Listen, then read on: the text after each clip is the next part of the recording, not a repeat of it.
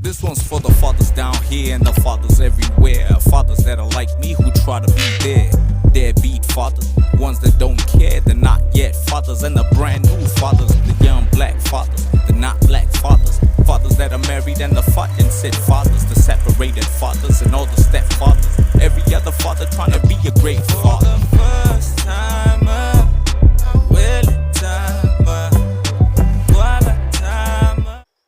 What's up, everybody? Welcome to the second episode of First Timer. As usual, I'm your host, HeFe. With me is my co-host, Stix. Y'all met him in the last episode. And it took a while for us to get here, second episode, but we'll get to that. Right now, we just want to discuss issues for the discuss so, right? Like we did in the first episode. What are we talking about today again? Yeah, man. Again, Stix, ne? But then this sticker James from James.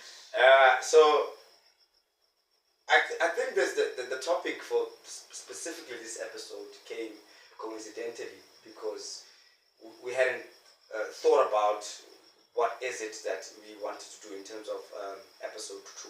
Yeah. But while we were talking, it came about that we've never asked ourselves these questions, and a lot of people I think do not ask themselves these questions. And so today, guys, we're discussing the how did you end up being a first timer, and the why. And the why. Yeah. Why did you become the father? And before we continue, because as the host would like to tell you here, he'll go on with his stuff. But before he goes on, guys, there's a thing here that some people may miss as you keep watching me, is that we are not trying to be prescriptive at all. I think we need to constantly remind people that we're not here to put labels and provide people with like a manual on how to be a father. Yes. We're being descriptive. We're pointing out our opinions, and we're going to get more people into the show to tell us their view on certain things. In that way, it creates a broader platform from everybody else. So that is very important to note moving forward. For people who will be subscribing as well as liking and commenting on what Comments are important. Yeah, exactly. Yeah. Comments are important. That way we know how you guys feel about the content we are creating for all of us. It's not just about me and Stix. Yeah. It's not just about you sitting at home watching. It's about every one of us, every single father out there, the not yet father, the first time father, and the father in general, the married fathers. We'll still get to that. Let's break it down one step at a time. Read is a core, prescriptive, descriptive. We are getting there. So, the how and the why. Let's start with the how, right? Wait. Let's go to the why, because this is what... Anyway, okay, I'll let you. Do you, nigga? Do you? This is the one thing that was asked last week. Okay. For us to get to this point. Yeah, I know. It started with the why. The why. So let's start with the why. Yeah. Right? I think it's only fair that we do And that. I'm hoping that you're gonna be very honest on your part about this thing, because from my side, I felt like when the question was posed, it was very condescending too, and I feel like as we were discussing it, it seemed like it came with a hint of judgment. But I think once you create your own relative space in terms of the honesty of your why, it helps you. It also helps you become a better father. Because that question has actually helped me become a better father. In the short span that it's been asked to me, it's helped me decide better in certain situations. But anyway, I'm struggling with it, but yeah. You'll get there. I think when you honestly explore your why, you will have a better understanding of how to approach fatherhood going forward. Yeah. So, tell us why. Why? Yeah. Ejo, can you do it like this? You will explain your why and how, and I will explain my how and why in my kind of sequence. Okay. Because my how somehow determined my why. Okay. So it's not the other way around. For some people, their why determined their how. Answer it the best way you know. The way I can. So if some of you remember from the first episode, I pointed out that when it came through, it was a bit of a complicated situation at the time, right? So how it happened was end of 2014, as I was breaking off a previous relationship. Me and the mother of my child, you know, decided one day that okay, we're gonna start not using protection. And we were not thinking about okay. Well, I personally was not thinking about that. I was not thinking about okay, we're not using protection. That will definitely equal to a baby. Reason being, I had always been with women who were Preventing. yeah, or not, and sometimes not even preventing, even the ones that were not preventing. But I would never get a call to say, okay, do you have money for pills or stuff like that? Because Money after. to put it in a, it could be very disrespectful, but I'm hoping I'm not offending anybody by saying this. But I've always been with like cheese girls kind of women who are like, no, this is kind of we're done.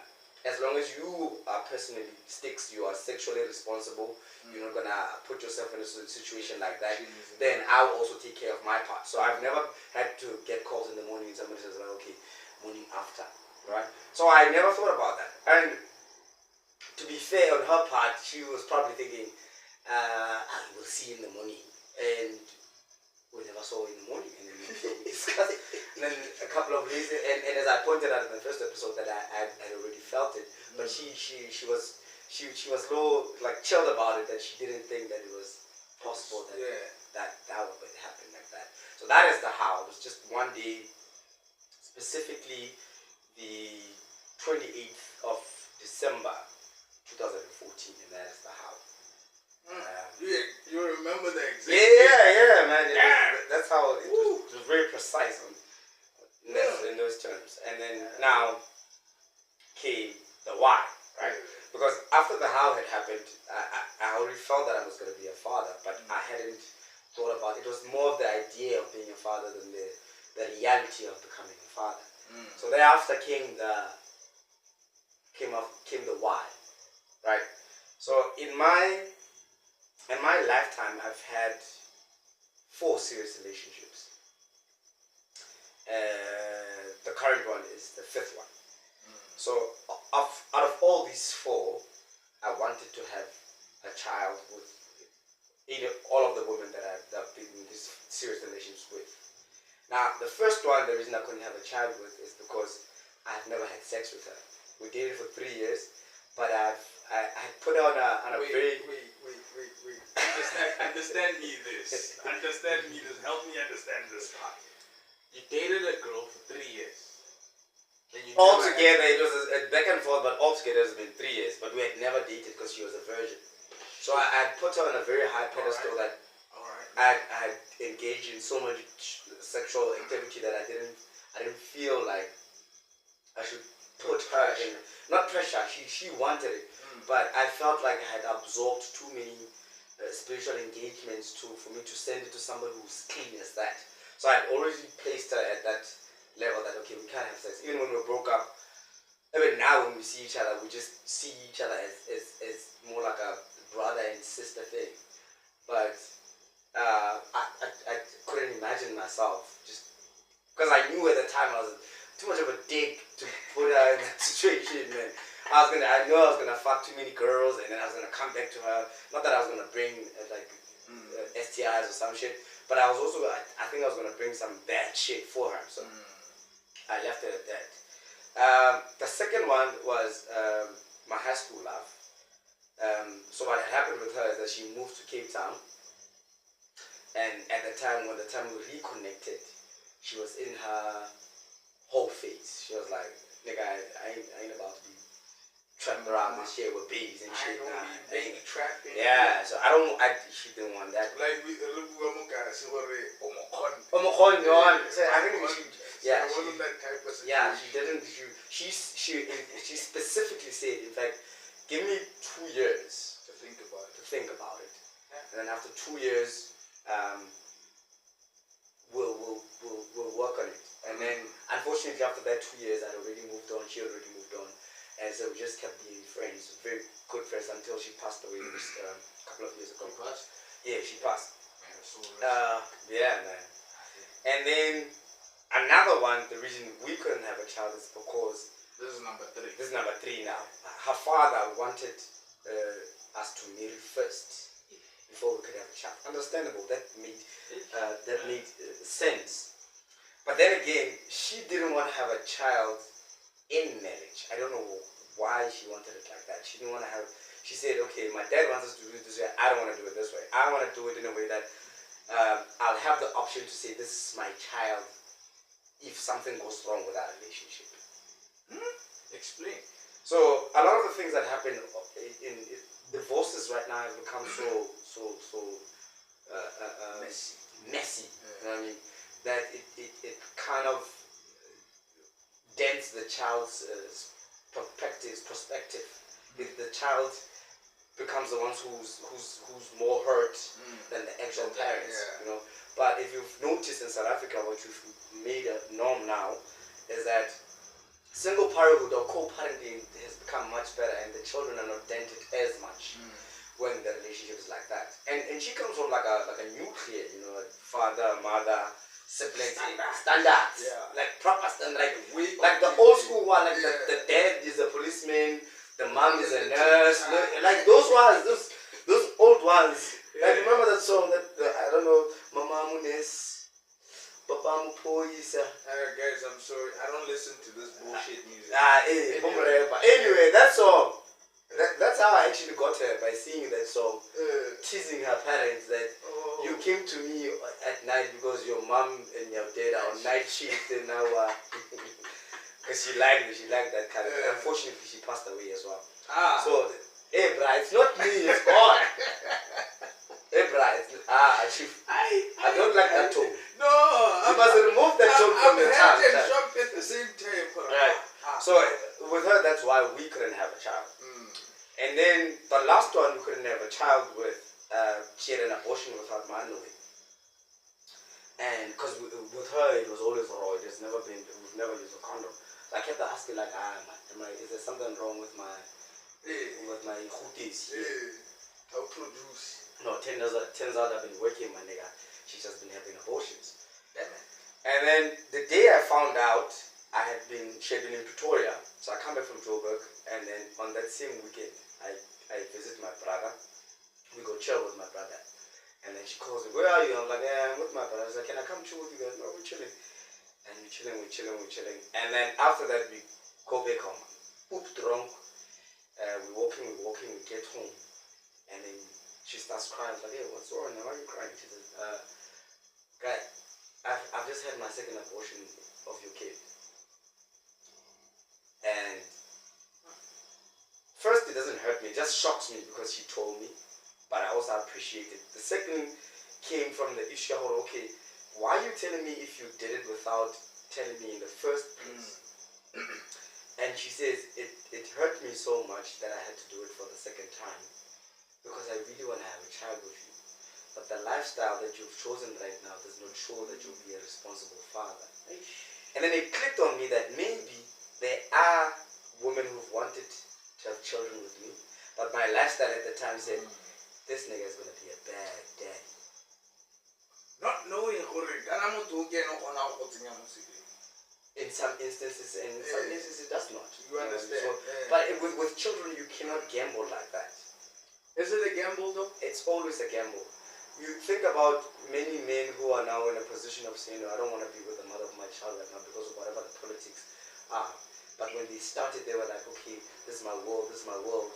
And then things change within that world, and then you know what I mean? And that doesn't work anymore. Anyway, so yeah. And now the reason I wanted to be a father after all of that, the first reason was because my dad had passed on, and so this is your wife. This is my wife. My dad had passed on, and because I had missed him so much, I wanted to see what I could be as a father because of what he was, the kind of father he was to me. And makes sense. the second why was Nima. I've been chowy. Where are the babies? This is not funny, guys. The name man kills me. Yeah. Oh, shit. So, and that's what the second one. So my very first why was because my dad was just an incredible dad to me. I wanted to see what I could do. I know it was a terrible chance to take, especially when you're taking it without preparation. But many parents have come to this position without preparing, and that is generically my how and my why. Now I see where this podcast. Yeah. Hey, no, we're not rushing episodes. Wait, let's break it down. Look at how long we've known each other, right? And how much we've been in each other's lives, showing each other the way. Yeah. And seldom do we talk about such things, right? Like, okay, or what influenced me to have a kid, and how I chose who I want to be with and have a kid with. You understand? For me, I don't know, Joe. Like I said in the beginning of this episode, the how, the why. May my word may come out may her soul rest in peace. Bless mama. Hey, the how, nah, bro. I won't say how many relationships I've been in. Alright, that's cool. I won't say that. Alright. And I won't say how many of them were serious and how many of them were not. But I've committed a couple of times. I've given my all. That's a flop, by the way. Well, yeah, it turns out to be in most cases. Hey. Alright. Yeah. So, with me, like, even with my exes, right? Even with my, the mother of my child, when I would tell them, oh, Joe, I don't know, I get more relationship being my sole focus. Not saying, or I'm not gonna look.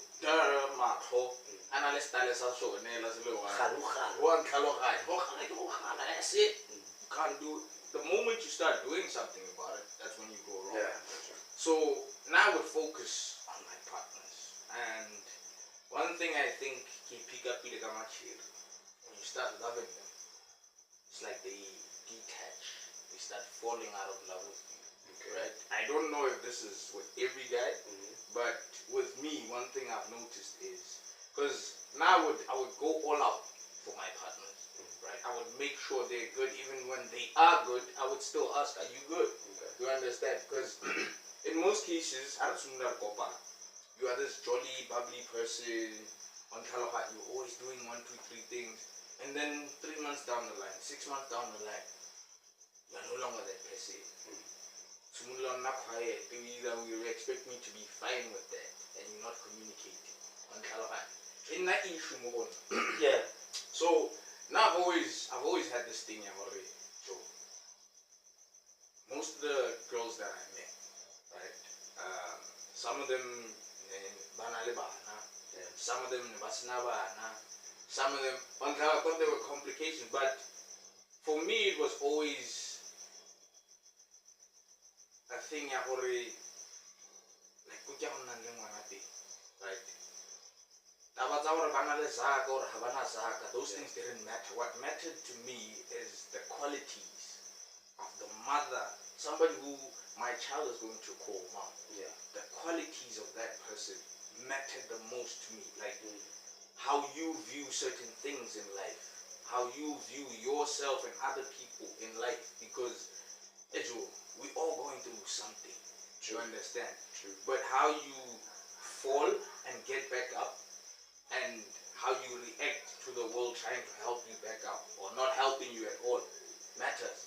True. So I always told myself, man, until I find the one. And then I started getting into relationships, really serious. I say sharp, I won't say how many. Yeah. Tried having a kid here and there, didn't happen. So you've tried before this one? Before her, yes. Intentionally so? Intentionally, even with the partner, agreeing that, okay, it was a mutual agreement. Hey, you know what they don't like, so there's nothing you're going to do about it, right?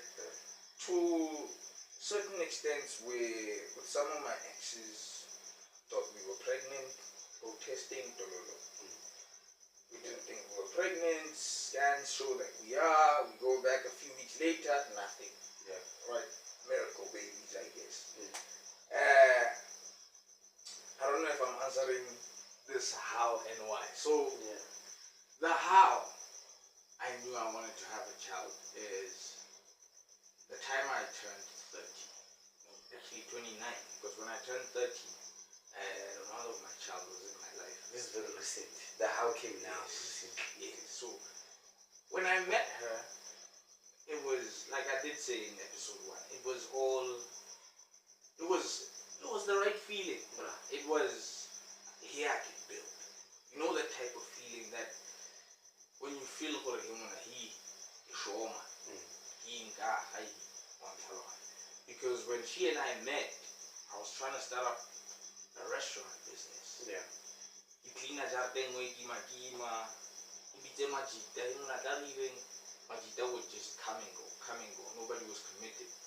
And before we even started dating, like I said, we were friends before that. And we would talk. She would ask me things, I would tell her, and she's like, I talk to people about that and they think I'm crazy. And I'm like, so stenoscope understand. It felt like kismet. You understand? So, cool. Then we started dating, did 1, 2, 3, okay, started talking about the future, planning, this and that, and it came to the virgin break. Okay, we got to that, and then it became continuous, right? She's new to the whole having sex experience. I'm somewhat experienced.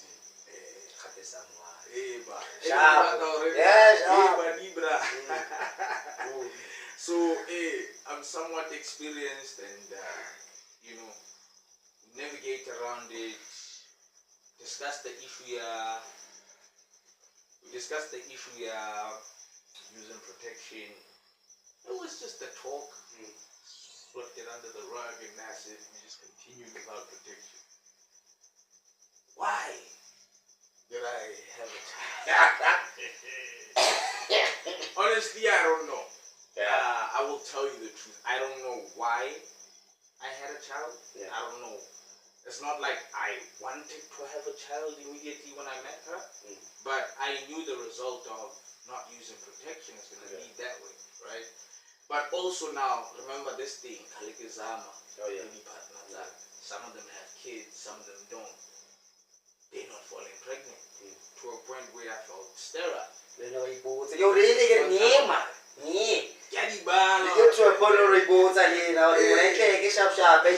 didn't know. Empty pockets. You know what I mean? But anyway, I also wanted to ask you a question. What we having that vergadering.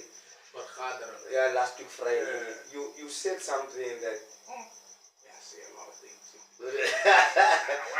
No, it's because of the space. You know when you're in a space where people are talking, you end up saying a lot of things. You also pointed out the point that you had been in a situation whereby you intentionally wanted to have a child.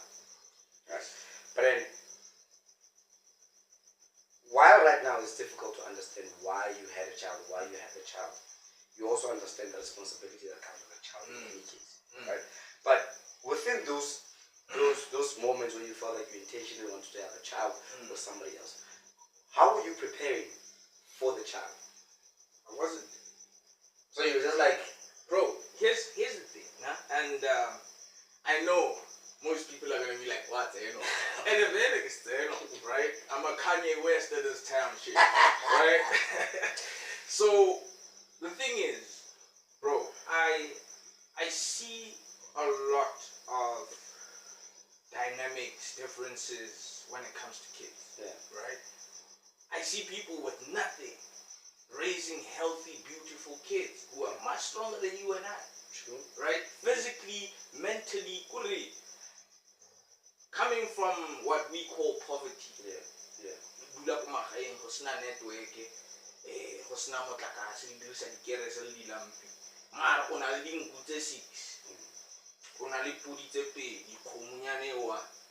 o jetse da because jarta o etswa mo cornering e ya go ela cornering e da. You understand? Your neighbor's about 500 meters to a kilo away. These people have resources or wealth in abundance, which we township boys take for granted, right? Never this thing le maximum over have a little seeder and we're talking about funding. How Cedar was always telling us, hey, but what Friday apply funding, what. Then we all started applying. Guess what? There's now a backlog. And then Max says, demons bar contrary about Wakumahai. Can I look Mahai like you were for Budi and one Kalohan? When you have that sharp, you worry about things like Budi toiletries and whatnot, but Clara on Aldijo, not to food security is there. One Kalohan. Then you look at us in the township. When you wake up in the morning, first thing you ask yourself, unless Uspana, you have a 9 to 5. You understand? Her salary up with a 9 to 5 yakai, Musadima. No, no, Sabosnasi. Ukrael or well, happening to that space depression or whatever we call it, right? So for me, Niki Brulitore, Hekin Nalemana. God knows why Hekin Nalemana. Because I can't Pimwana head. You understand? Yeah. I won't just, and it has proven itself in the past relationships. Mudima Sabati, Badimu Basabati, in Nalimwana or Lebana, Lebatwabali, and chose this girl. Why her? So ever since I'm pregnant till this day, I still ask myself, why her? Why her? Knowing very well how her family is going to react to our relationship. How a family is going to treat us when it comes to this. You understand? But for every action there's a reaction. So now when I intentionally wanted to have a child, it wasn't with her. With her I was somewhat playing it safe, baby steps and whatnot, because happy age difference between Nale. You understand? So Niki correct, but with others, because they were my peers and somewhat older, and it was a hey, let's go, lifestyle. One first time, hang on, but with her, it was something else, bro. No lie. I get you, money. And I think when we started, I pointed out something that sometimes your how and your why help you become a better father.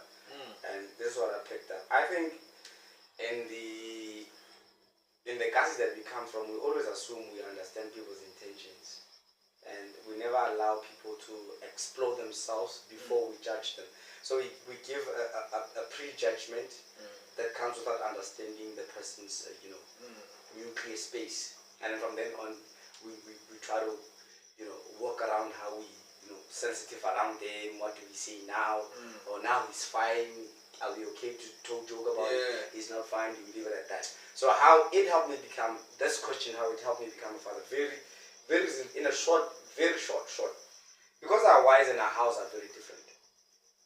Now it helped me become a better father because one, it's the privilege that was given to me by the mother of my child to allow me to be a father.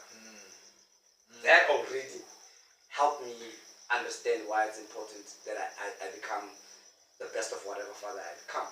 Because that woman said, hey, bro, everybody else, people were hiding, doing abortions, some people came with conditions, and this one says, regardless of anything, I'm gonna do this with this guy.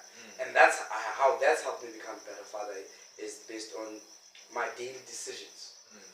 Going to work, trying to figure out what needs to be contributed for the child to grow, having conversations with my children, having conversations with her that would help her understand that the partnership is not based on me loving my children only, but also that it standardizes where we go moving forward. And also I think that's where we get it wrong most of the time, right? I remember I told you this go fishing. I don't believe in the concept of raising kids or go godisa bana. Ngwana naturally wa gola. Whether you are there or you are not, ngwana wa gola. The one thing that's going to make that child grow properly. Tshwana le setlhare me bra. O kile wa bona setlhare sa mokofi. O kile wa bona mangano se tsa setlhare sa mokofi. But it tends to be one of the strongest trees that you find, right? So ngwana o tlhoka lerato la ga mama le papa le guidance ka go gola wa go gola. The best thing we can do for ngwana is to be there for ngwana, really to give them that love.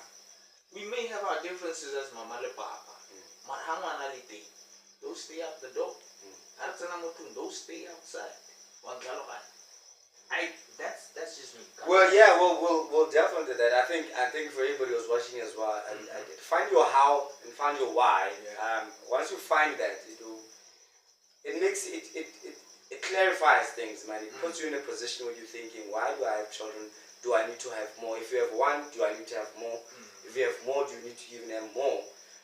Because sometimes we get to a point where we ask ourselves, why the fuck did I have children? And then once you do not pick that up from yourself, while you don't explore that question of the how and the why, it becomes difficult for you moving forward. And thanks to the guy that popped the question, right?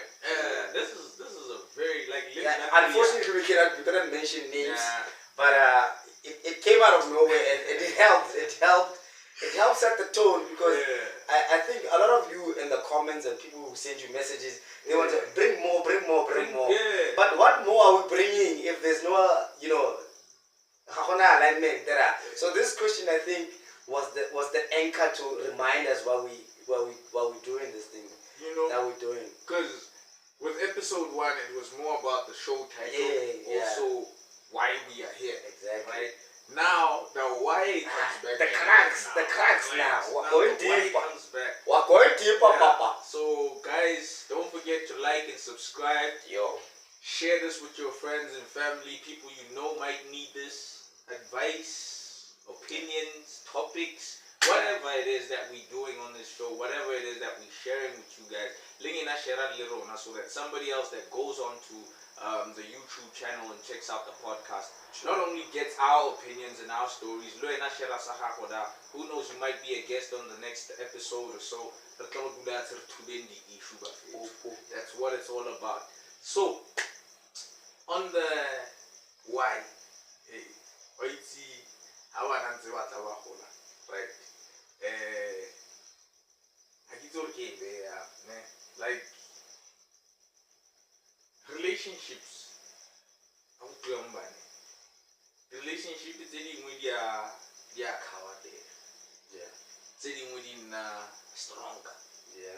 This is one of the things we discussed when we were breaking down the show. I don't remember if it's one of the topics that we're gonna be. It's one of them. So that the why and the how is important. So that I think let's do this. What we have in the relationships conversation, we'll reflect on the how and the why. In that way, we can break it down, the context. Because I think if you're gonna have that as a little snippet for Luyana. No, you know where I'm taking this. Take it. What do you want to take it? Take it, Baba. I'm taking this to that post and don't do it. You want No, I think we'll have that. We'll have that. That's what I'm saying. Let's not spoil the broth with this one. Let's keep this one. I think you guys have heard enough of us for tonight. I believe so. We'll talk about this when we get to that part, guys. But for two, okay, I think this is the end of the show. I think we're done with the discussion of the how and the why. If we didn't cover it properly or to your satisfaction, hit that comment, hit that subscribe, that like, follow the channel. Let's do the things. From me, your host, Still James, the co-host, you know this, and the captain of the ship, Sharp. We out of this place, man. We love you. Stay tuned. Till next time.